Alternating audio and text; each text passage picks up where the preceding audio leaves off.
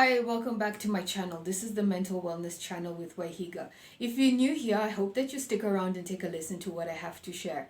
Today, I want to talk about how it feels like to live with bipolar type 2 disorder. Before I get into that, kindly like this video, share this video, and subscribe to my channel.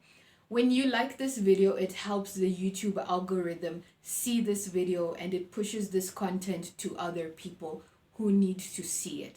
So please do that. Did you like it? Thank you. Also, I have launched Patreon. So if you want to see more exclusive videos from me, exclusive content from me, head over to my Patreon. Thank you. I wanted to talk about how it feels like to have bipolar type 2 depression. First of all, depression to me is not looked at as what the world would say is sad. Depression to me when I have bipolar is literally slowing down. Depression to me is laziness, sluggishness, unproductivity. Depression is also my brain slowing down, my thoughts being really slow, my speech being really slow, having long pauses, and just taking a longer time to do things that I normally would have done much quicker. Like right now, I'm in the midst or I'm at the beginning stages of a depression,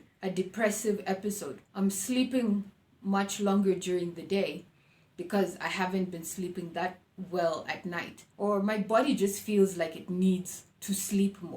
Then I'm quite slow, like in my thinking, in my talking. My thoughts aren't coming to me as quickly. Creativity wise, I'm just in a bit of a slump. I'm definitely not moving as fast as I would like to. I'm not on top of my exercise routine. I'm not on top of my eating routine. I'm not on top of my work routine. So my schedule is kind of falling behind. And that's okay. So what triggers it? What triggers a depressive episode? For me, first of all, having bipolar type 2, a lot of people look at me and they assume that I know exactly what it means. I'm still figuring this disease out as we're going along, okay? I'm still figuring it out. So I notice when I'm really stressed, it gets to a point where I can become so overwhelmed that my mind will literally tell me that we are doing nothing. I'll get so overwhelmed that I'll just go really frantic and my mind will just say, done. And then I'll just lay there in bed all day watching Love is Blind or something, eating chocolate, because I'm really unproductive that day. Like my mind just wouldn't be able to consume anything else. And I've done that for as long as I've known myself, especially under pressure. When it comes to exams or deadlines and stuff like that, I've always been the type of person who will study until a certain point. Like I'll study and I'll study hard, but I'm that type of person who needs to study well in advance. I can't study like the night before, because if I study the night before, my brain will go to a place where it will just say, you have fed us too much information and we can't take it anymore. And I wouldn't be able to retain any information after that. So how I deal with stress is that I shut down. When my mind gets overwhelmed, I shut down.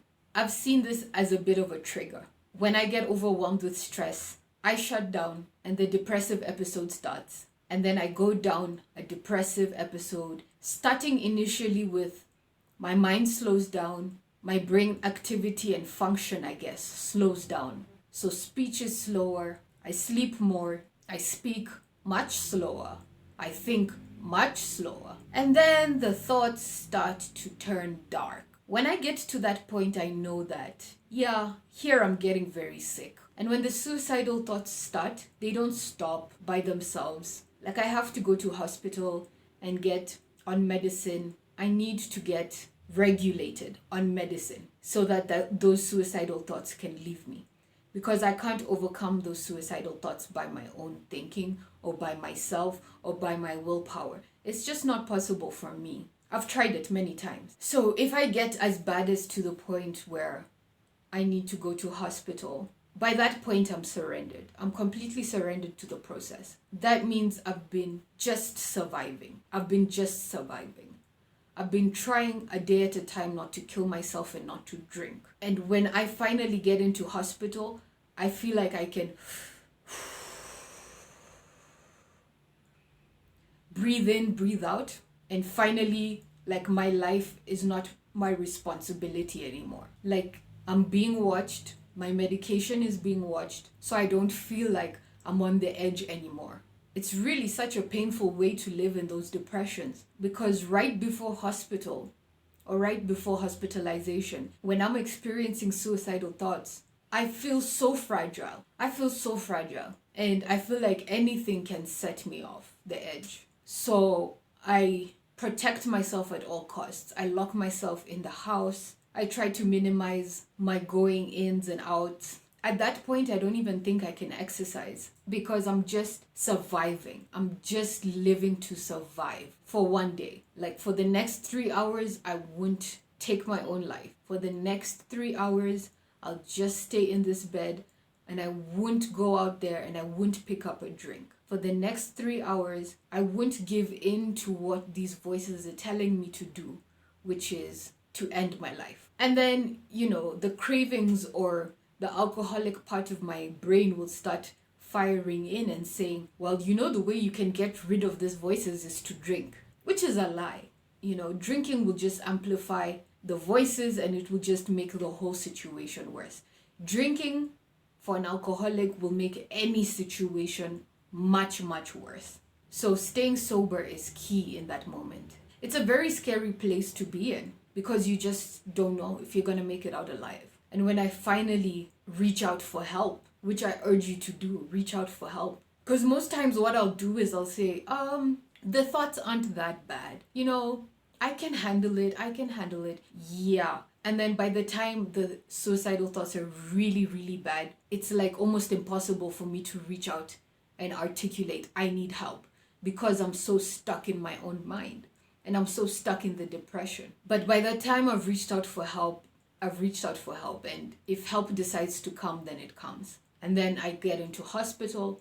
By the time I'm getting to hospital, you have no idea how relieved I am, because the responsibility and the weight of my life is no longer in my hands. It's in the hands of practitioners and doctors, and they can figure out what the hell is wrong with me, because I can't do it anymore. And in the hospital is normally where I get a good night's rest for the first time in a long time. I'll talk about my trips to the psych ward in my Patreon. So if you're not signed into my Patreon, please sign into my Patreon. Normally that's where I get a good night's sleep, because all that anxiety, all that expectation, all the nerves of trying to not give in to the voices is literally just taken from me. And now a nurse is watching me, or someone else is watching me. They're watching my medication.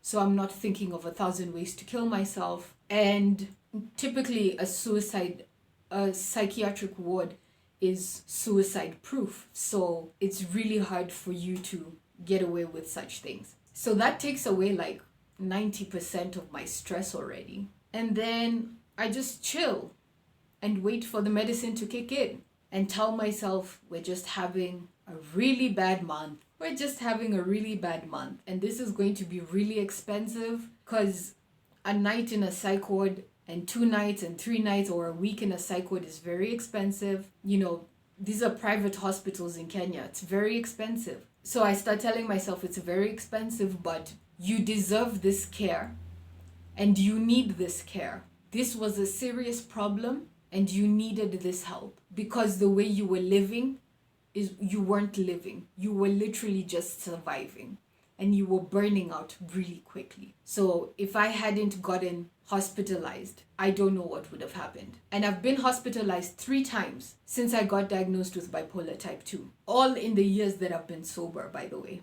mind you. Yeah, it's not easy. So is it triggered? For me, yes and no. My life can be going really great. Most times it's going really, really fantastic.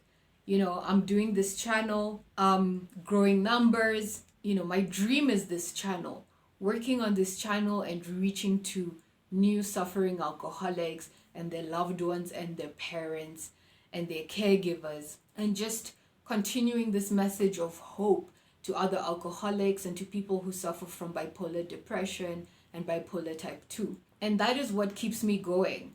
So life can be going really well. I'm doing this channel, I'm doing my exercises, I'm in my routine, I go to my 12-step meetings every day, and then out of the blue, boom, here I am in a bipolar type 2 depression. So one of the triggers actually I've noticed is weather. I get seasonal depression. I don't know if I'll survive in the Western world in those winters, because I don't do well with rainy seasons. I don't do well when there's no sunshine. I don't do well in cold weather. I really don't. I don't do well in cloudy seasons. I don't do well when I can't see the sun. And there is such a thing like seasonal depression. So yeah, I don't know about that. I don't do well in winter. Like South Africa, when we had winters, those South African winters, ooh, man, I would be miserable. I would be really miserable. Man, from March until September, oh, it was hectic. It was so cold. It was so cold. I don't like cold seasons. I like warm, humid seasons. And my mental health seems to do much better in hot, humid, sunny seasons. What else triggers my depressive episodes? Stress. So when I overstress myself, like, oh my gosh, my channel isn't doing well, my numbers are going down, people aren't subscribing, blah, blah, blah, blah, blah.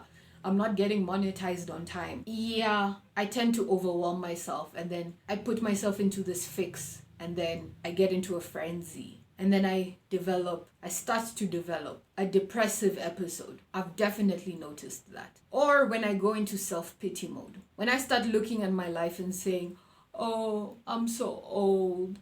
I haven't done this. I haven't done that. Why am I still here and not doing this and not doing that?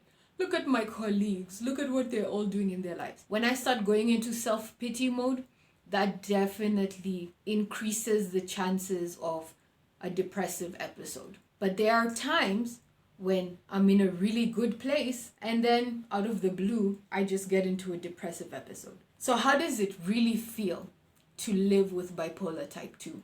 It's exhausting. It's a lonely road. A lot of times you feel like an alien. Like, these are not experiences that most normal human beings have gone through. Being to the psych ward, taking antidepressants every morning, mood stabilizers, being unproductive when you don't want to be, and just feeling guilty about when you can show up and when you can't. Because you're literally at the mercy of your brain and what it wants to do that day. Some weeks I can go and go and go and go and go, and those weeks are great.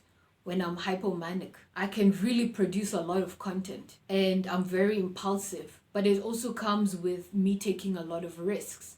I can be quite rude. I can also just say whatever I think in my mind. I speak without thinking, without a filter. I act without thinking. And then later on is when I start reflecting, like, wow, why did I do that? It's like, yeah, I was in a hypomanic mood. And then when the depression hits, now really unproductive. From the outside, people can look at me and think like, oh, she's so lazy. But I'm not. Actually, I'm a really hardworking person. And a lot of us people with bipolar type 2 are brilliant, hardworking people. And my life is really unpredictable. I simply cannot control it. I can't tell you how tomorrow is going to look. And that's the scariest thing. So I hope you found this video interesting. I hope you enjoyed it. Please go check out my Patreon for more exclusive videos. Kindly like, share, and subscribe to my channel. Do you have more questions for me regarding bipolar type 2? Do you have bipolar type 2 disorder? If you do, kindly let me know in the comments below. Let us talk about this, an open discussion about bipolar type 2 depression. Until the next video, bye-bye.